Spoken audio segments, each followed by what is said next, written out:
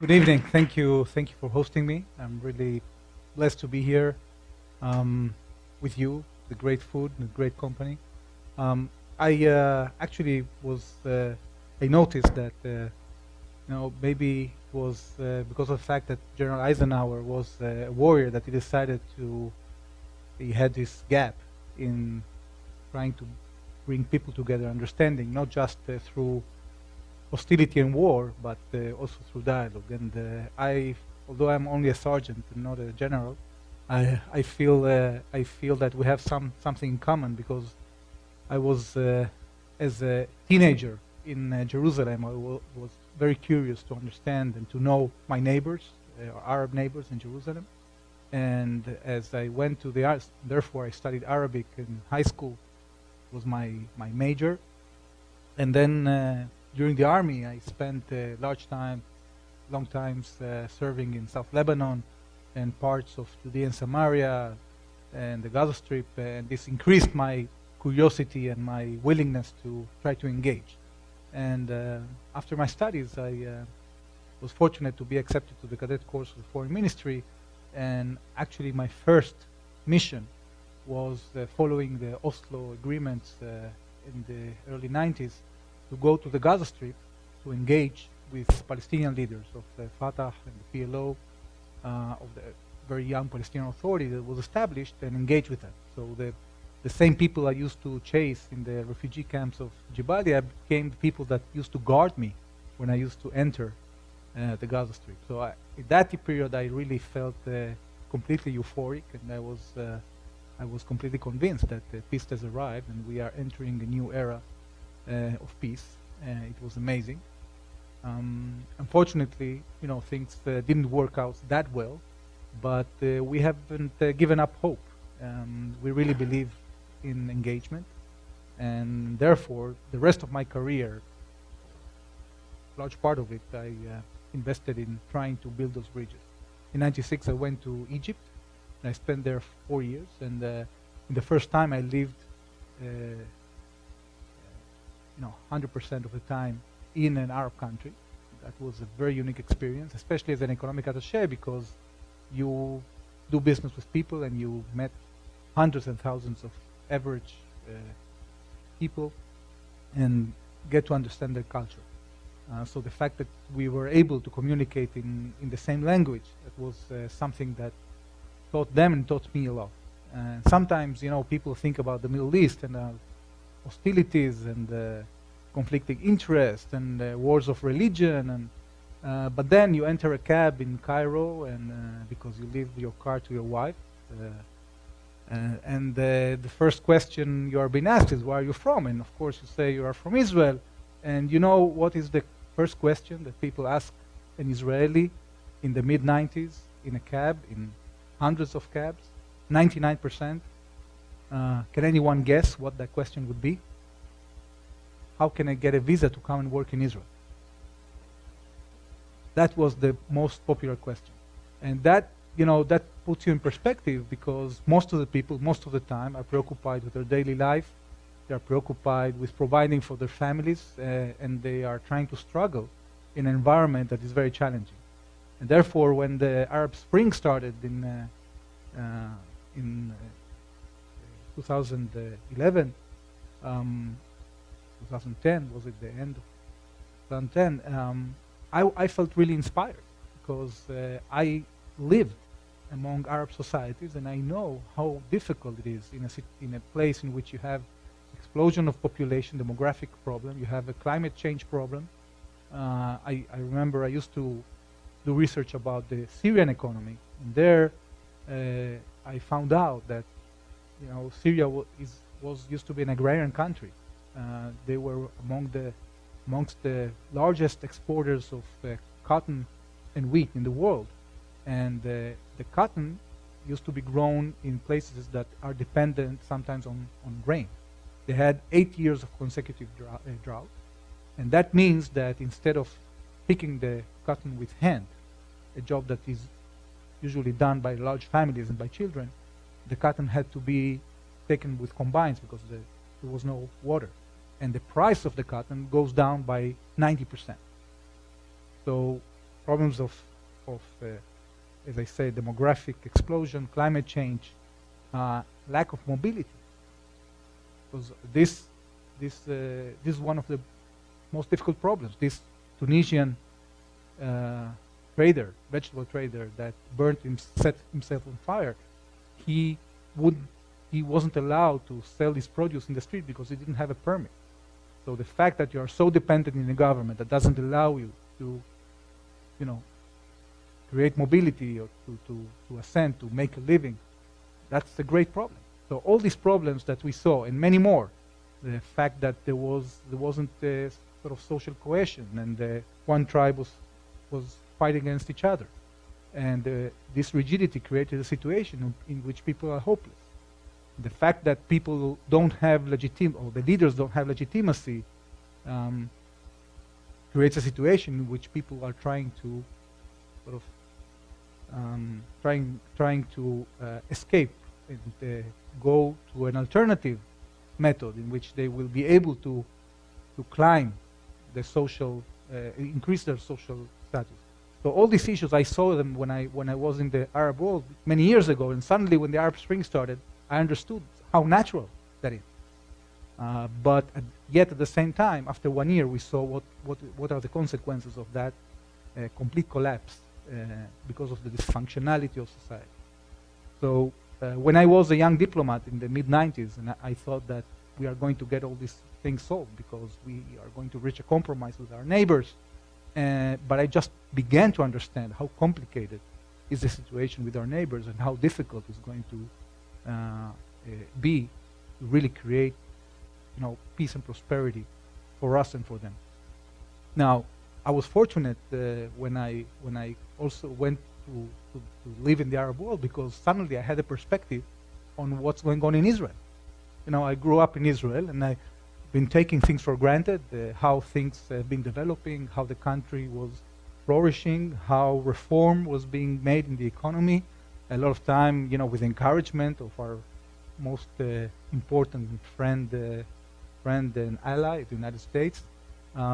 And for me, we in Israel, as Ari Shavit was saying, we always look at what the problems are and how we can solve them. So we are very critical of ourselves and our leaders. And you are so used to be critical that sometimes you forget what you already have. And when I was in the Arab world, I saw what are the gaps and why we are achieving what we are achieving, because of the fact that we have a sense of solidarity, and we base our political system on values that allow us to be more dynamic, to exploit the talent of people, and exploit the opportunities that we have. So that doesn't mean, the fact that the world around us, the region around us is collapsing. It doesn't mean that we won't be able in the future to re-engage and to build a future together. On the contrary, when I was in Egypt, when I was in Jordan just a few years ago, I witnessed a very interesting phenomena that our neighbors understand. At the end, got to understand that although they found in Israel a lot of they were raised hating Israel because of the Palestinian, the conflict with the Palestinians, the Arab-Israeli conflict. Many of them understood, especially in government, that the most stable neighbor that they have is Israel. They look north, they see Syria, it's completely collapsing. They look east, they see Iraq completely collapsing. They look south, they see the Egyptians completely collapsing. And they were hoping to get some help from Saudi Arabia, which eventually they did. But when it comes to very important issues that they have, like for example, a water crisis, like for example, an energy crisis, like for example, a security challenge. I was hearing before a story about how Israel got Cobras from the United States. Well, in the last year, Israel exported those Cobras to Jordan and trained Jordanian pilots to counter ISIS. So our neighbors, some of them, are starting to understand that Israel actually can be a source for support and for cooperation. So one of the projects that, one of the things that Israel has achieved in the last few years is solving our water problems. You know that our region, the Middle East, is very scarce on water. And one of the saddest stories that we saw in the last 2 decades is that the Jordan River, which has, I don't have to tell you what historical, religious, and cultural importance it has, it was actually drying up completely because the population in the region, population in Syria, there you have the sources, the Yarmouk River, which is feeding the Jordan River. All the streams coming from the east were completely dammed in order to get the water for Jordan, and also the water from the Sea of Galilee was being used by Israel to irrigate the desert. So it created a situation in which our water was dwindling. Now Israel already 100 years ago invented drip irrigation, but that wasn't enough. We had to invent and try to see how to cope with that issue. So a few years ago, Israelis have developed the cheapest technology in the world to purify water. Today, Israel purifies 90% of its sewage water, and actually 70% of our agriculture is being irrigated by purified sewage water. The next country after us is Spain. They recycle, they purify about 25% of the water. So the fact that we managed to do that, and also in addition to rationing water and using it more responsibly, we started also desalinating water, and also in the cheapest price in the world.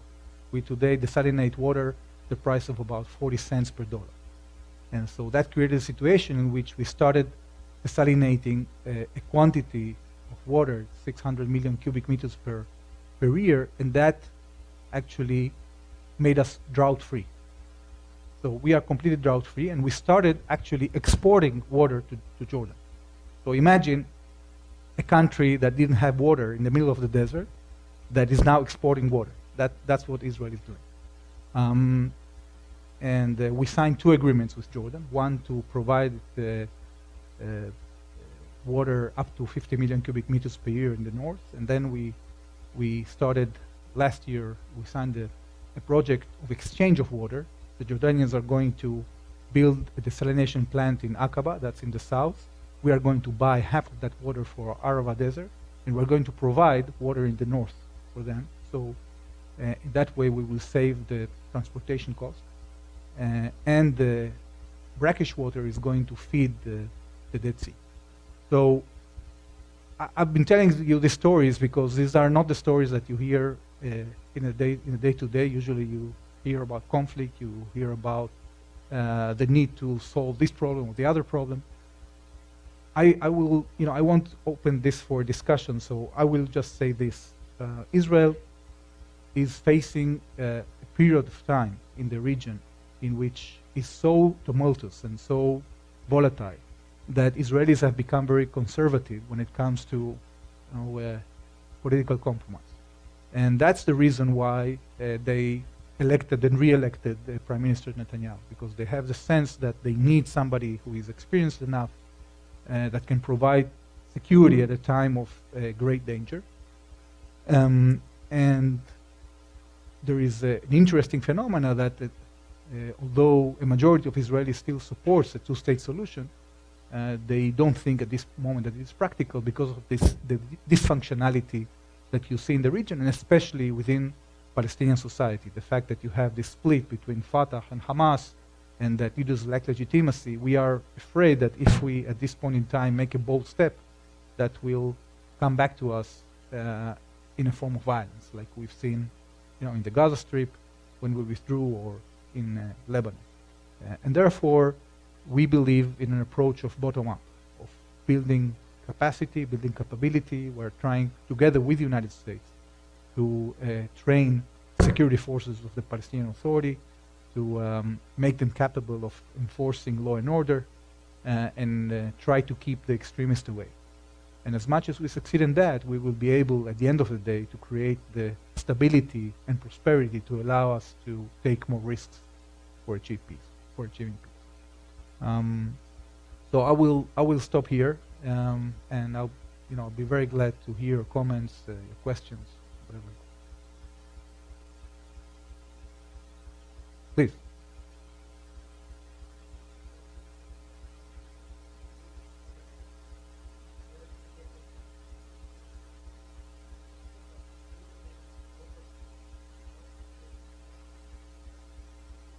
Oh, well,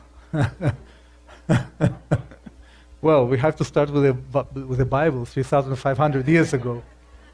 You know, from 1,000 years per minute. That's going to.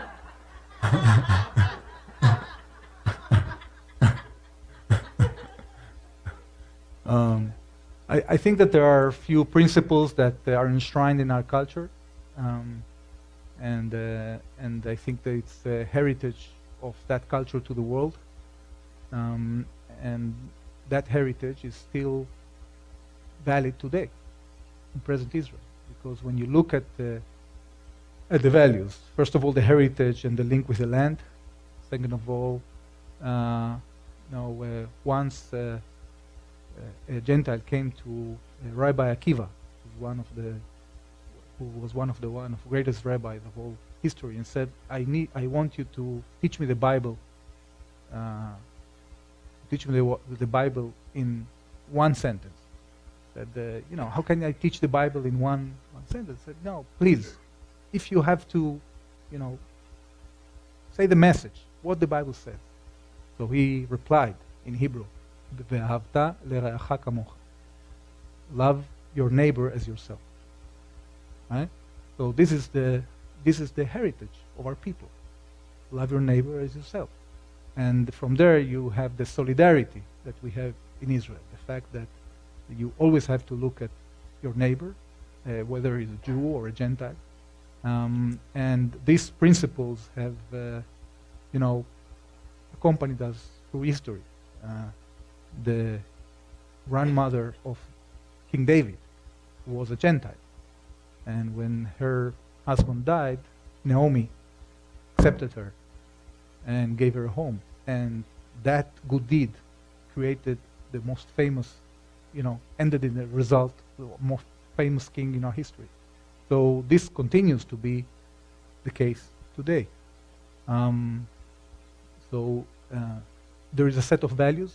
I think human rights, the fact that when I was in high school, my teacher compared the writings of the Bible with the laws of Hammurabi, and we saw the development of human thinking and human values, and how the mere concept of human rights was enshrined in the Bible.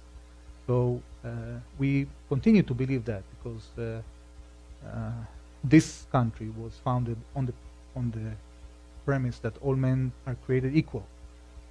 If you don't believe that, how you can create a society that is egalitarian and that is prosperous? It's completely impossible. So the fact that we have maintained these principles, that we have maintained the Sabbath, that we have maintained our religious and cultural principles, has created Israel as it is today. And it is what makes it so unique. Now, the fact that we are being threatened the way we are manages, creates a lot of pressure to improvise and to innovate. When I was in Egypt, and I'm sorry if I'm not, answering exactly the sequence of how it goes, but when I was in Egypt, I had a very good friend, an Israeli businessman, that used to, in each meeting with an Egyptian potential partner, he would say, "I want to thank you for the Arab boycott." How come you want to thank me for the Arab boycott? But look, if we didn't have an Arab boycott, probably we would still be an agrarian country selling foodstuff to Egypt. But because you didn't want to do business with us, we had to export to Europe, to the United States. We had to innovate, and that's what we are. So yes, we have been through our history, and I see it in our, in the history, in the day-to-day life in Israel. When I went to the army, and even as a diplomat, usually you are being challenged in ways that regular diplomats are not being challenged. So it makes you want to improvise. It makes you want to do the extra mile because you know what is at stake. Sometimes, this is a great country, but you're so comfortable with these two oceans that are protecting you, and you have these terrible neighbors, Mexico and Canada, that are molesting you all the time. So, it's much less challenging in that sense. And therefore, I think that is what combination of our values, many values of them that we share with you, and the challenges, I think, makes us what we are today. Please.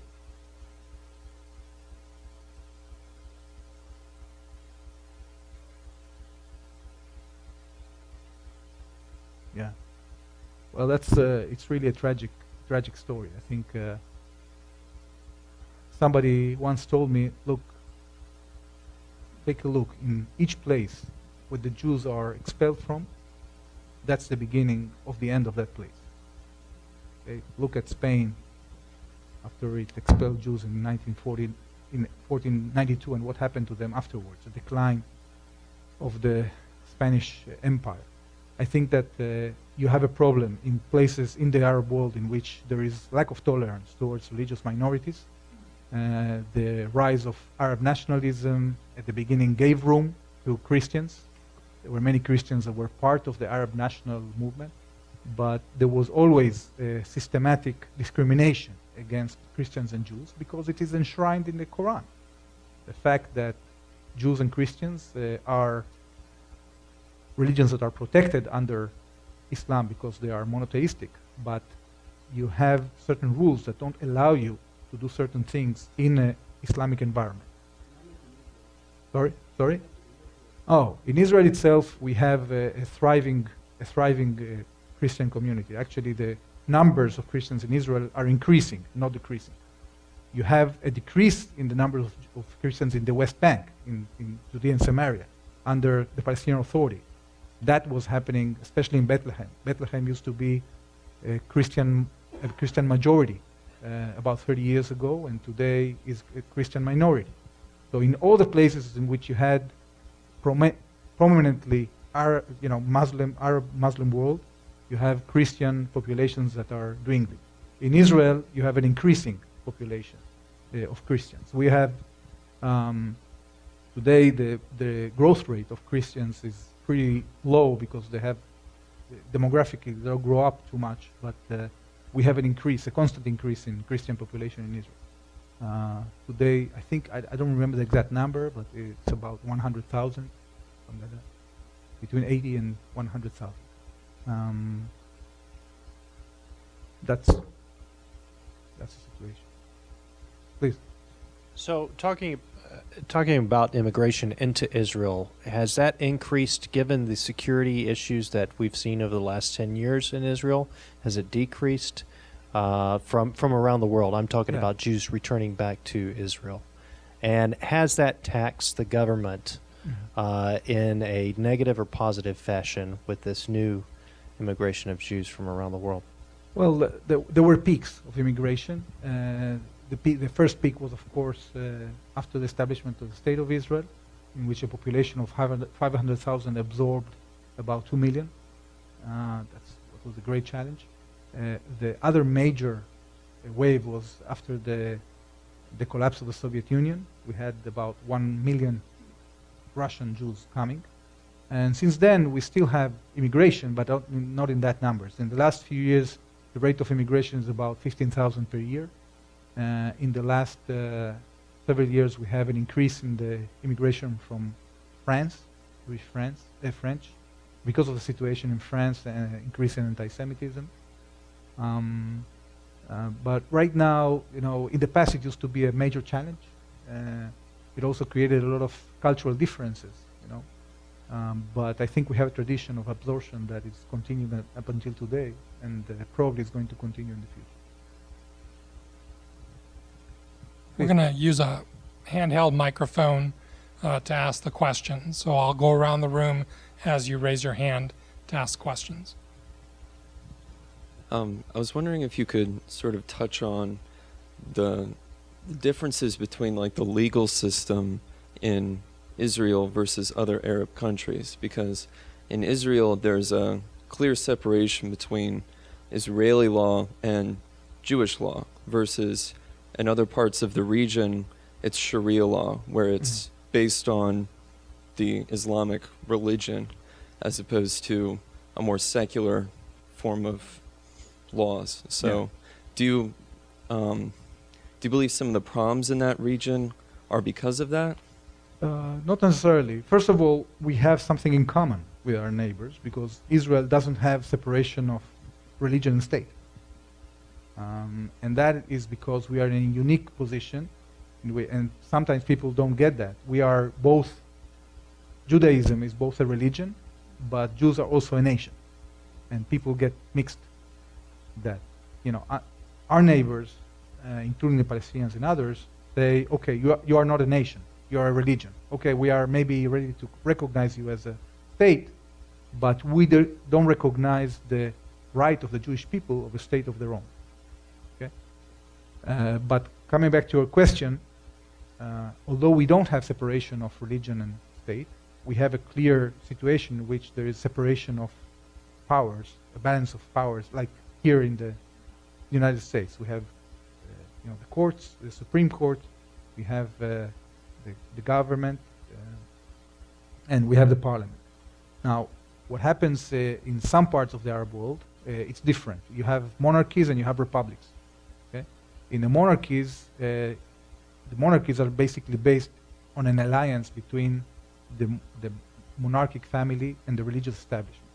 So therefore, in Saudi Arabia, for example, Islam is a state law. So Sharia is strictly implemented. In other countries, like Egypt, for example, is a country that is more based, on French and British heritage. And although the constitution is being inspired by the Sharia, there is all the time tension between religion and state, because religious people, like the Muslim Brotherhood, for example, is trying to challenge all the time laws that do not concur with the Sharia. So there is a sort of tension between both, but it's different there than in other monarchies, or like in the Islamic Republic of Iran, that again their religion is part of the system of the state. In Israel, we combine. We are also inspired by Jewish law, but it's not abiding. And at the end of the day, although, for example, you can only have religious marriage and not civil marriage, it's something that is being debated now in Israel.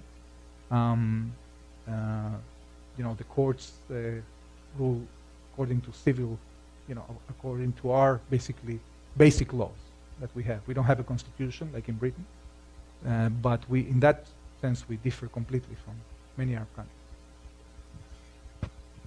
Next question. Hi there. I'm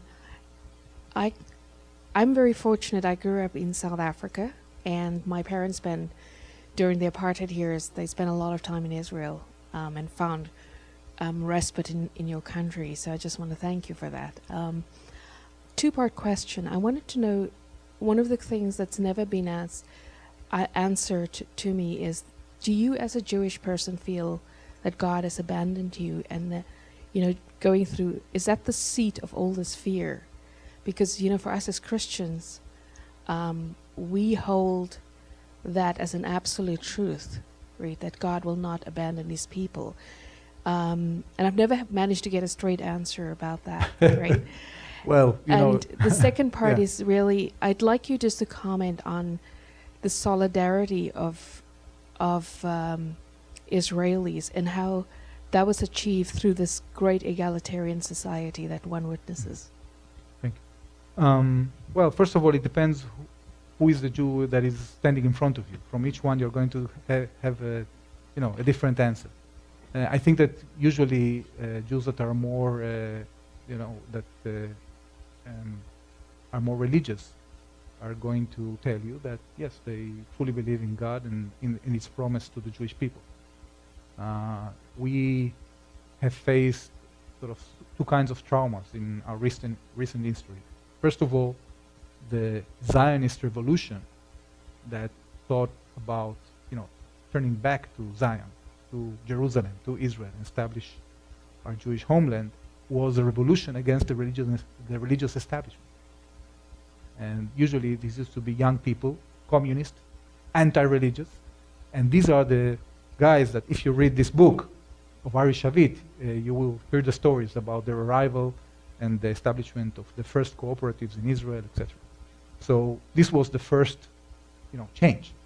Now these guys, although they were secular, they inspired a lot of rabbis in the world, and therefore we had another revolution that was the Zionist religious revolution. And Rabbi Kook, who basically said that this is this inspires the return of the Messiah.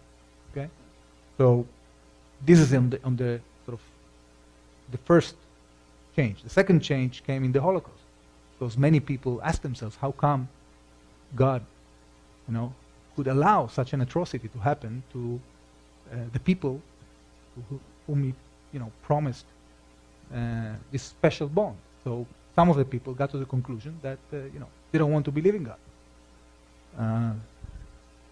But others, and I think I'm amongst them, when I was a teenager in school, I studied the book of Job. And I think the book of Job is the answer to your question. Because if you read the book of Job and you go to the end of the book, the last page of the book, then you realize that it's not for us to judge. And, the Lord works in mysterious ways. Therefore, you either believe it or you choose not to believe it. But it's completely up to you. I don't think that we as Jews have a collective sense that God has abandoned us. Not at all. And if we wouldn't believe, we wouldn't do what we are doing. And we wouldn't initiate, we wouldn't build, we wouldn't prosper. Now, the second question was regarding the egalitarian. So I think during my answer, and we have this socialist past that is somehow connected to principles that are in the Bible. At the end of the day, I think the Bible is a source for many ideas, even for those that object what is written in the Bible are inspired by the Bible. So the ones who it were, the people that came to Israel, the pioneers that had to survive, they created these communities that were completely egalitarian. They had revolutionary ideas of building a new world. Some of their ideas were so revolutionary that they didn't survive. Like, for example, giving up the concept of a nuclear family. They were really revolutionary ideas. They tried everything. But I think in today's Israel, what we have kept is, as I said, the principle of, live with neighbor as yourself, and also the fact that we are all sharing the burden of, guarding our country, and therefore we also believe that we have to, give a shoulder to those who are in need, that are participating in that effort. Therefore, in Israel, for example, we have a comprehensive healthcare system in which everybody, is entitled. They pay to the system a ratio of what they earn, but they receive the same service. Everybody receives the same service. And you have it in in other different aspects that have to do with not only how government behaves, but also how people behave. There was a story that really moved me in the last confrontation in Gaza. There was a soldier, a lone soldier that came from Texas. He volunteered to serve in the IDF, and he got killed during the operation. And somebody, put an ad in the newspaper that there's nobody. He didn't have any family, so they asked people to come and participate in his funeral. You know how many people participate? 30,000 people. So this is the this is the solidarity that we have in Israel.